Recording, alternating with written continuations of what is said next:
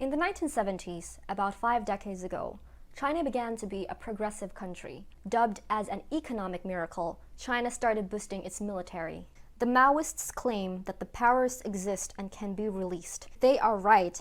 The implications for economic development are so important that it would take blind men on this side of the Pacific to ignore them. Up to the 1980s, China continued to show consistency and determination, a never-again mentality that sprang forth from the century of humiliation. China wants a world revolution. Communist China has her own very clear belief in the inevitability of world revolution. She has shown her hand in Korea, in Vietnam, in Cambodia, and in Africa. She is still weak and therefore peace-loving, as the Soviet Union was during its period of industrialization. But China too faces the fundamental problem of how to keep her billion-strong population from the temptation to flee from the country. Traps along the borders, jamming of radio broadcasts, almost complete isolation. None of these produces the desired result, and when China becomes an industrial and military superpower, she too will be forced to use more radical measures. She has never ceased to speak of world revolution. In the 1990s, China continues to grow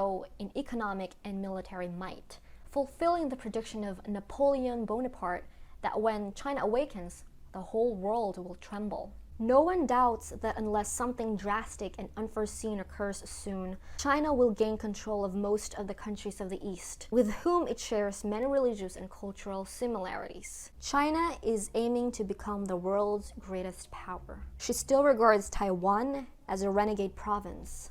In the preamble of the Constitution of the People's Republic of China, the following can be read. Taiwan is part of the sacred territory of the People's Republic of China.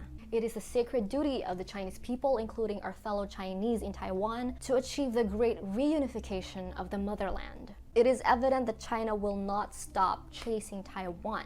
In fact, the tension between the two countries have been at its worst in the past 40 years. Just last month, hundreds of Chinese aircrafts were sent into Taiwan's defense zone, an incident quite reminiscent of the unknown aircraft that was flying towards Philippine airspace and detected and deterred by Philippine jets back in September. Quite alarming, isn't it? And all this China's threat of invasion of Taiwan cannot be ignored by the Philippines, especially when we're within the vicinity of the tension.